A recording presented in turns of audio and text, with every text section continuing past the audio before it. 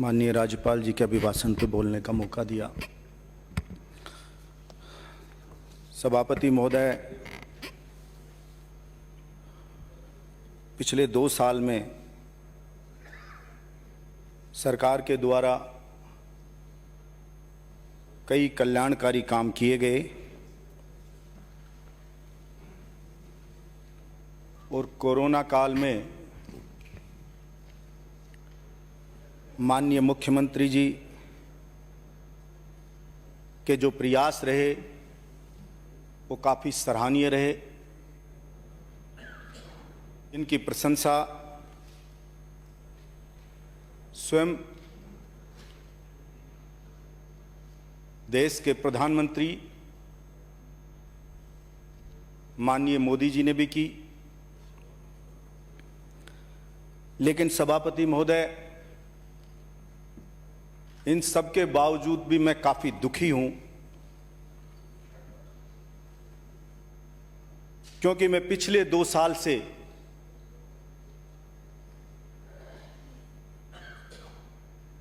राजस्थान के बेरोजगार जवानों के साथ न्याय करने की मांग इस सदन में उठाता आ रहा हूं।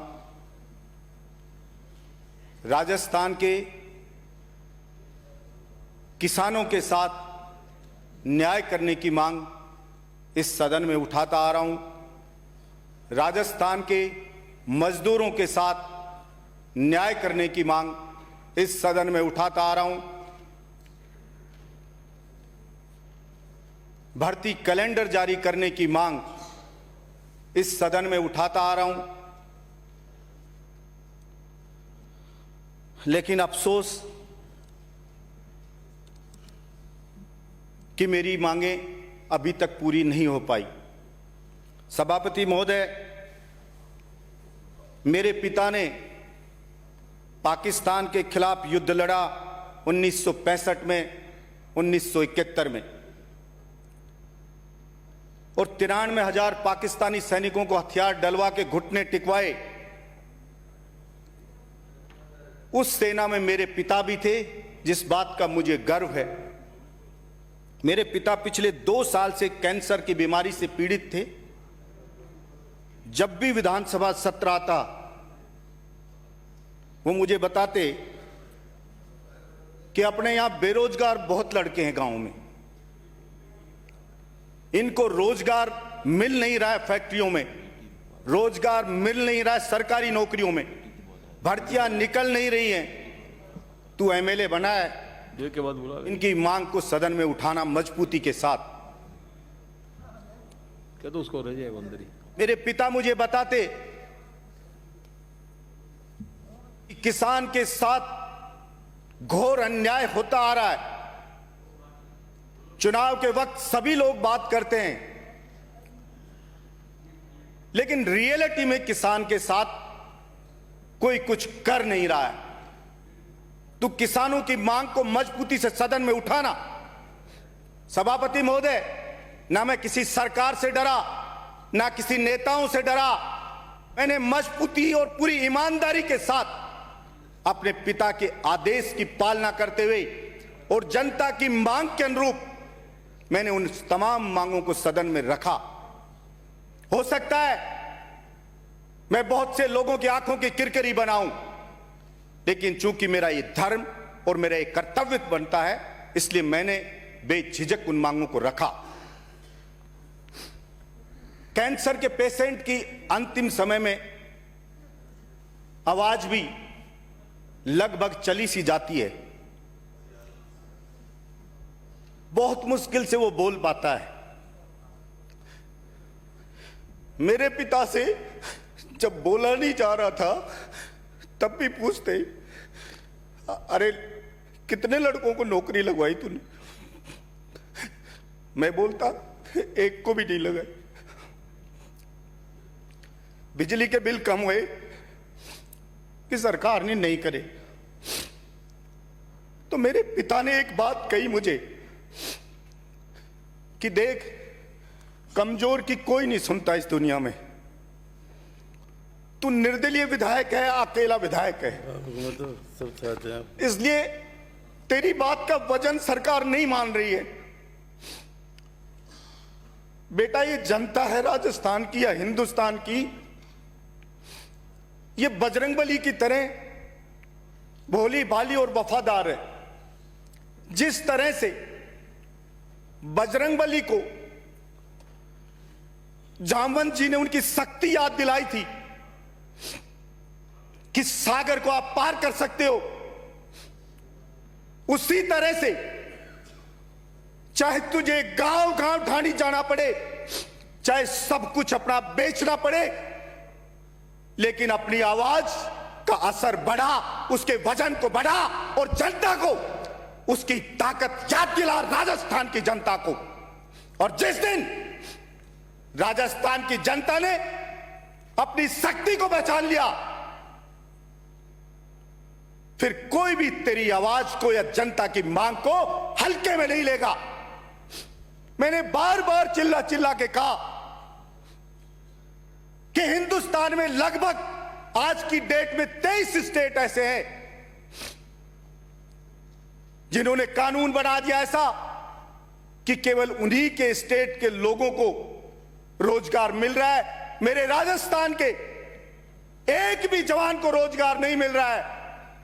लेकिन मेरी समझ में नहीं आ रहा कि राजस्थान की सरकार को कौन सी दिक्कत है कि वो ये कानून नहीं बना रही है। अरे अगर आप नहीं बनाते हो तो उन 23 स्टेट से भी वो खत्म करवाएं बाउंडेशन।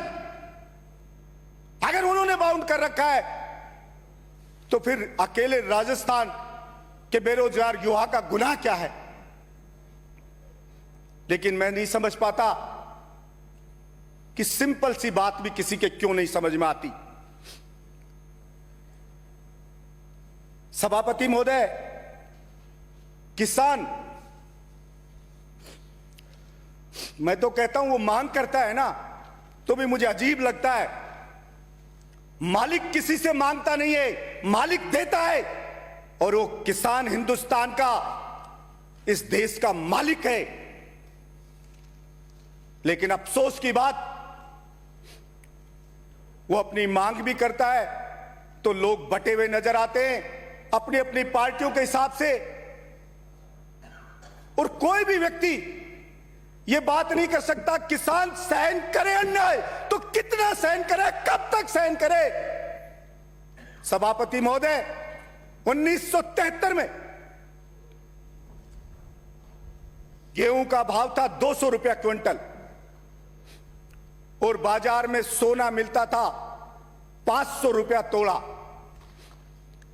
आज गेहूं की कीमत बढ़कर मात्र हुई है 1700 से 1800 रुपए और सोना मिल रहा है 50,000 रुपया तोला।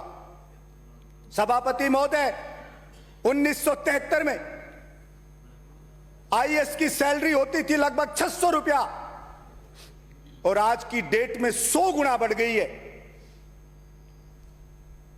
100 गुना सोना बढ़ गया, 100 गुना आईएएस की सैलरी बढ़ गई। लेकिन उस किसान की कीमत बढ़ी है मात्र 3.5 गुना। सभापति महोदय, मजदूर को 1973 में मजदूरी में मिलते थे 4 किलो गेहूं।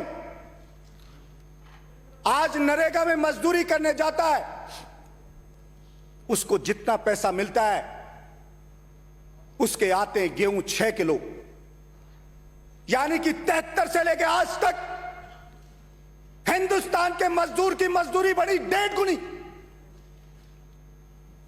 किसान की उपज की कीमत बढ़ी मात्र 3.5 गुनी और दूसरे लोगों के 100 गुना।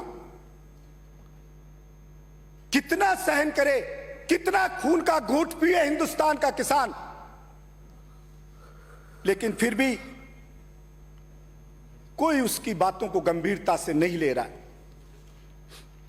सभापति महोदय, पिछले 5 साल में अडानी की संपत्ति बढ़ गई 11 गुना।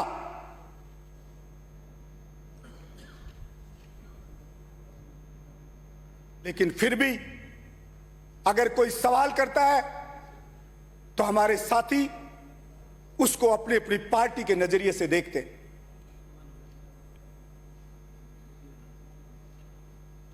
अंग्रेजों ने भी इसी तरह देश के लोगों में फूट डाल के और यहां पे राज किया। अब इन नेताओं ने जनता को बांट के पार्टियों में फूट डाल के और अपना उल्लू सीधा कर रहे हैं। मैं देखता हूं सभापति महोदय, एमएलए की हालत, एमएलए का काम इतना सा रह गया कि वो चार ट्रांसफर के लिए मंत्रियों के गिड़गिड़ाता रहता है। और मंत्री उस ट्रांसफर के नाम पे कई ऐसे ऐसे मंत्री हैं जो विधवा विलाप करते रहते हैं। क्या यही काम है एमएलए का? क्या यही काम है मंत्री का? मुझे देख देख के हैरानी होती है। मैं सोचता था विधानसभा में नीतियां बनती है, कानून बनते हैं, बड़े बड़े काम होते हैं, हम उस विधानसभा कहां बनने जा रहे हैं। सब लोग मिलकर के सबसे निवेदन करेंगे कि भाई इन किसान, मजदूर, गरीब लोगों ने हमें भेजा है। पहले किसी ने किया ना किया, अपन यहां से शुरुआत करते हैं। लेकिन खोदा पहाड़ निकली चुईया। काफी निराश हूं, लेकिन टूटा नहीं हूं और घुटने नहीं टेके। और आज इस शपथ में, इस सदन में मैं शपथ लेता हूं कि चाहे मेरा घर बार बिक जाए, मैं जानता हूं कि मैं एक मिडिल क्लास व्यक्ति हूं, लेकिन गांव गांव ढाणी जाके मैं किसानों के हस्ताक्षर करा के लाके मुख्यमंत्री जी को देऊंगा कि अकेले बलजीत यादव की मांग नहीं है, यह राजस्थान की 36 बिरादरी की मांग है। उनको नजरअंदाज नहीं किया जा सकता। और जरूरत पड़ी तो लोकतंत्र में कहते सर गिनाने पड़ते हैं, वो मैं सर भी गिना करके बताऊंगा कि मैं अकेला नहीं हूं, या मेरी अकेले की मांग नहीं है, ये आम जनता की मांग है और जिसको आपको पूरा करना पड़ेगा। मैं आज भी सदन में मांग करता हूं कि छोटे किसानों को मुफ्त में बिजली दे, एमएसपी पे उसकी फसल को खरीदे। एमएसपी को भी ऐसे दिखाती है सरकारें जैसे पता नहीं उसको क्या दे रहे। एमएसपी का मतलब होता है मिनिमम सपोर्ट प्राइस, वो भी उसको नहीं देना चाहते। मैक्सिमम नहीं मांग रहे, हम मिनिमम मांग रहे। जब किसान बेचने आता है तो उन्हें पूरे दांव में बिक जाता है, क्योंकि एमएसपी पे जब फसल आती है खरीदी ही नहीं जाती। वो ज्यादा दिन रख नहीं सकता घर में, मजबूर है बेचारा, वो उन्हें पुणे दाम में बेच देता है। फिर एमएसपी पे खरीदने का ढोंग होता है। मामूली सी फसल खरीदी जाती है, बाजरे की फसल जो मेरे राजस्थान में, हिंदुस्तान में सबसे ज्यादा होती है 41.3%, लेकिन उसको एमएसपी पे नहीं खरीदा जाता है। 2125 रुपया एमएसपी प्राइस और बाजरा बिकता है 1200-1300 रुपए में। कितना सहन करे किसान। बिजली के बिल सभापति महोदय आते हैं ना तो कप कपी छूट जाती है किसान की। किसान अपनी इज्जत को बचाना चाहता है, वो किसी के सामने हाथ नहीं फैलाना चाहता कि कैसे मेरी इज्जत को बख्श दो। वो जिंदा लाश है किसान, आपको चलता फिरता दिखता है, लेकिन कब का मर चुका है। वो प्रतिदिन मरता है अपने मान सम्मान स्वाभिमान को बचाने के लिए। लेकिन पता नहीं लोग कैसे निष्ठुर हो गए, कैसे पत्थर दिल हो गए, कैसे संवेदनहीन हो गए कि किसी को भी उसका दर्द समझ में नहीं आता। भाड़े के लोग लेके मोटी मोटी तौंद के नेता सोशल मीडिया पे बब्बर शेर लिखवा देते हैं, लेकिन जिन्होंने उसको बनाया, जब बारी आती है उसके साथ उसके पक्ष में लड़ाई लड़ने की, तो सारे के सारे भीगी बिल्ली बन जाते। कोई भी व्यक्ति अगर इसी तरह से सहन करता रहेगा तो ये अन्याय यूं ही होता रहेगा। और सभापति महोदय, इतिहास गवाह है, जितनी भी क्रांतियां हुई वो इसी प्रकार से अन्याय सहते सहते जब अति होगी, बर्दाश्त से बाहर स्थिति आ गई, तो उस क्रांति का जन्म हुआ।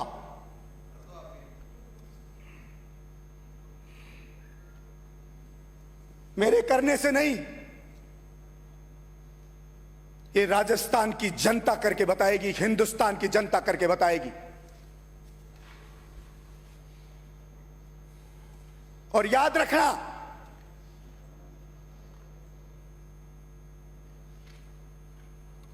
आज आपको लग सकता है कि एक निर्दलीय एमएलए है, लेकिन मैं जिंदा रहा तो मैं बताऊंगा आपको, जिंदा रहा बलजीत यादव तो बताएगा आपको। कमजोर हो सकता हूं, लेकिन मेरे सीने में बहुत आ गए, मेरे मन मस्तिष्क में भी जुनून है। और इतिहास गवाह है, कितने भी बड़ी से बड़ी शक्ति ने जुनून से लड़ने की सोची तो जीत जुनून की हुई है। और हम जनता के जुनून को जगाएंगे, एक एक चीज जनता को बताएंगे। हमें कोई एमएलए का मोह नहीं। मैं तो आज भी कहता हूं सरकार से, आप किसान के साथ न्याय कर दो, जवान के साथ कर दो, मैं तो अपनी एमएलएशिप से रिजाइन कर दूंगा, आप बना लेना अपना एमएलए, और जिता के और भेजेंगे, उसको जिता के भेजेंगे। इस सदन में कह रहा हूं, जिस दिन कर दो कह दो, उसी दिन रिजाइन कर दूंगा।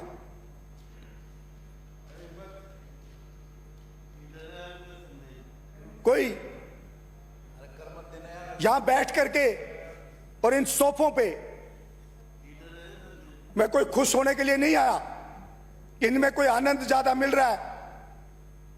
फौजी का बेटा हूं, किसान का बेटा हूं, मुझे इन चीजों से कोई फर्क नहीं पड़ता। अरे हम तो ये सोच के आए थे इस विधानसभा में कि जो कोई एमएलए विधानसभा में बोलता है उसको बहुत गंभीरता से लिया जाता है, और शायद दूसरे एमएलए सो जाते होंगे, बोलते नहीं होंगे, इसलिए शायद नहीं हो पा रहा होगा। हम चलेंगे, वहां बोलेंगे, और निश्चित रूप से परिवर्तन होगा।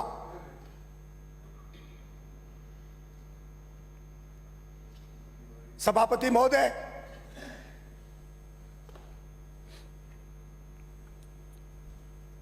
इतिहास में अनेक उदाहरण हैं ऐसे,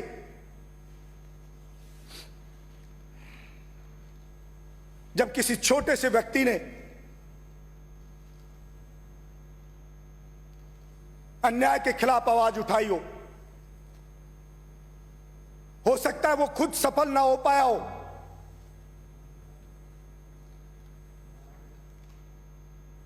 मंगल पांडे की तरह,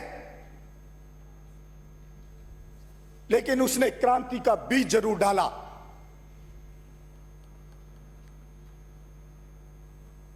हम हो सकता है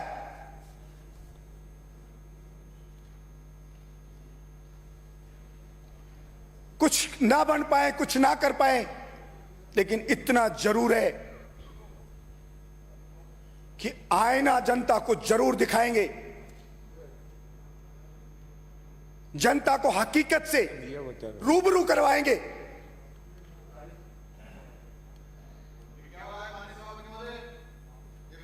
और जिस प्रकार से विराजी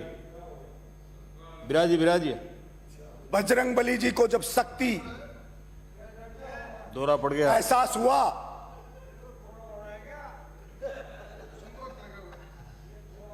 तो उन्होंने उस लंका को भी जलाया उस अहंकारी रावण के अहंकार का विनाश किया, उसी प्रकार से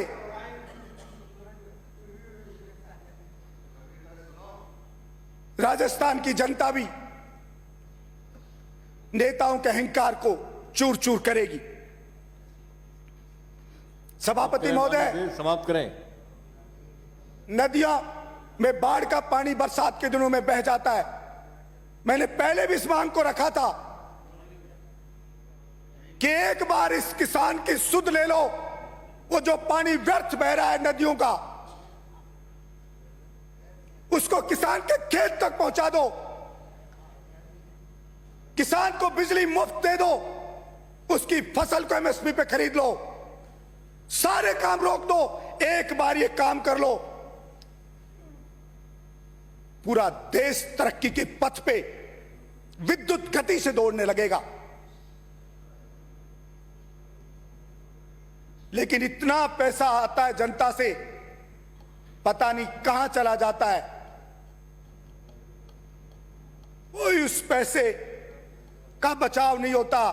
सरकारी अधिकारी लूट लूट के उसको खा रहे हैं।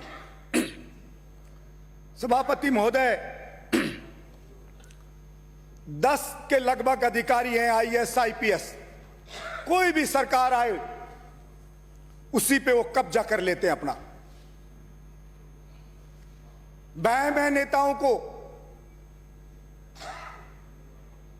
राज वो करते हैं, माल वो खाते हैं,